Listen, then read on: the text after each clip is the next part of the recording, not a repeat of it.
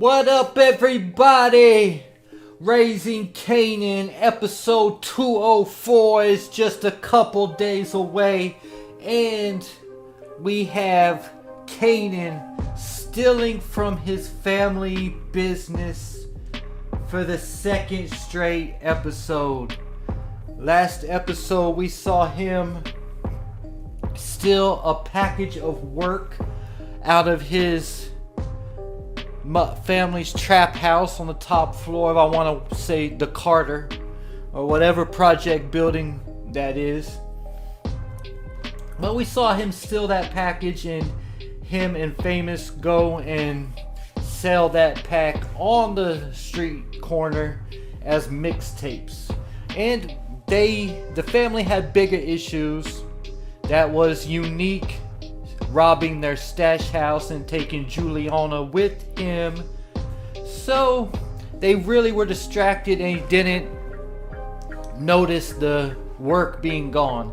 This episode we see Kanan stealing cash from his family's business, or what looks to be his family's business somewhere. They have some cash stored and stashed, and he sees a lot of it apparently. Maybe it's he sees the cash that they just got back from Unique. Maybe they didn't want to bring it back to the bodega, so he finds where they're hiding it at, and he takes some money. Regardless, they find out that he did it, and they say that someone is skimming off the product. So they're going to look to see who did that. So that's going to create a bigger problem for somebody. They might think it is Warrell, considering these problems have started kind of since the time he's been around, but wherever the work was stolen from the first time, he wasn't there, so they're not going to be able to put the blame for that on him if they recognize about that going missing that day also, which I think they probably will. But let's look into Kanan and his stealing, because this is a recurrent theme we see in Power as Kanan progresses, and we move forward to the future in Power. Kanan is stealing, he's robbing and burglarizing houses. Even in Power, we see him teaming up with Tariq and robbing Tariq's friends' parents' houses while Tariq gives the kids lean to drink. He goes in there and he robs the rich kids, and we see him doing some other jacking. He had no problem going to get that money with Ghost from Tommy's stash house that day. He handled business like a professional. So we see Kanan is getting his first taste into stealing, robbing, burglarizing, taking things from people.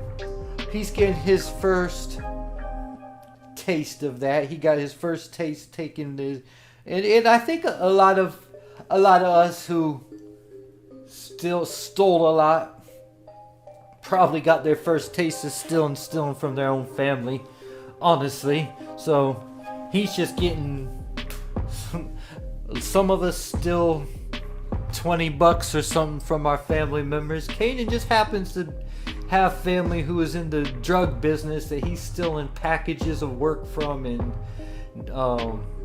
knots of money. So he's getting a little more into it, but a lot of people's mom doesn't ask him to shoot somebody when they're 15 years old or ever in life either. So I mean, can you say he's raised a little different than most people's? To an understatement. But we see him getting his first taste of this is independently taking this stuff. He's making his own decisions as a man here, taking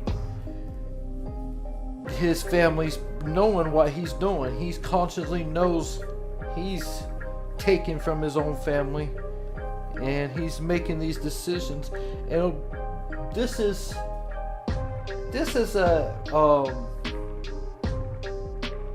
this is a trend we see with Kanan throughout the Power series, all the way.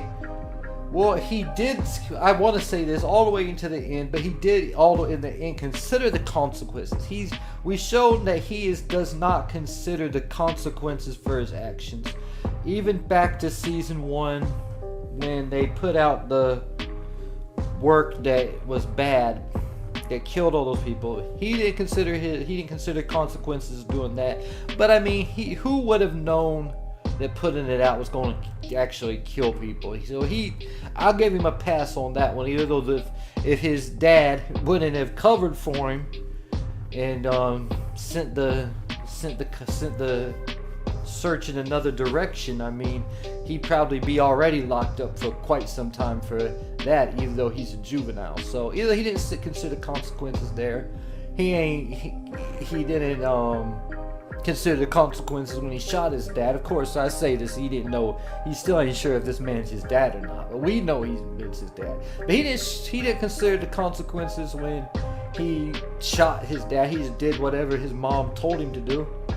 He didn't consider, I'm about to shoot somebody. If I get caught, I might probably go to jail for life. And then if he's seen it was a cop, also he's going to shoot when he showed up. He knew that cop. That cop and him already had a history, and he went ahead and shot that cop anyway. He's not considering any kind of consequences. So then now he's taken from his family's business, which is going to have consequences also. Somebody's going to have to take the blame for this. And I hope for somebody's life that it's Kanan who actually gets the blame for it, and he steps up and admits to it, because if they point the blame and think it's somebody, it's not going to end up well for that person who they think's actually stealing from them. So we see Kanan, but I wanted to say he didn't consider his action, he didn't consider consequences to the end, but once he had been to prison and he had to do that 10 years, he did consider consequences, because he knew the consequences of at the end when he died, that he knew the consequences when he died, that he was going to have to go to jail. So he knew the consequences what he was doing. He said, I would rather die than go to jail. So he did know the consequences, even though he really, I don't think, considered, but he was in a bad position anyway, going to be locked up for life. So he kind of considered that at the end when he died. But we're going to see that he's really not considering consequences, at least at this point in his life. Throughout the Raising Kanan series, through this point, he does not consider the consequences of his actions at all.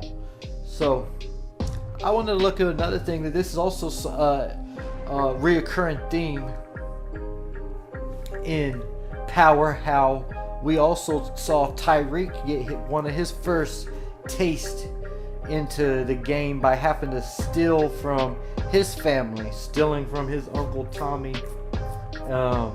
Even I can't remember if it was before he went to Chode and got expelled, or it was after. I think it was before. Kanan had took him to the mall and talked him into stealing some shoes to show him that he was about that life, basically. And Tariq stole those shoes to impress Kanan. Of course, this is adult Kanan, OG Kanan. So Tariq did that. And most people know, if you steal from the mall, I hope no kids saw that scene and went and tried what Tariq did, because you try stealing from the mall like that, you're gonna get caught that day. But nonetheless, Tariq had started stealing. Kanan introduced him to that. He didn't really steal on his own until he made the conscious decision to take from his family. But Tariq is someone who considered consequences much more than we see Kanan doing it. He was a lot more, what's the word I should use for him? He was a lot more slick. I can't come up with no better word off the top of my head.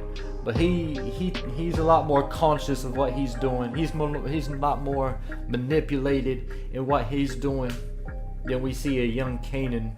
So if you compare Tariq and Kanan at the same age, you would have to say that Tariq is leaps and bounds above Kanan where it comes to just being street savvy, street smart, able to think on your own and make your own decisions. Tariq at the same level, even though everybody's considered Tariq, soft because he comes from so much money with his dad being Ghost, but at the end of the day, Kanan came from, his family got a lot of money with his mom being Rock, so they're similar characters, Kanan and Tariq. They have similar upbringings, is what I should say. They came up the same type of way. You see a lot of similarities between the two of them. Alright, so episode 4 coming up in a couple days. Kanan gonna steal from his family again. See what happens with that moving forward.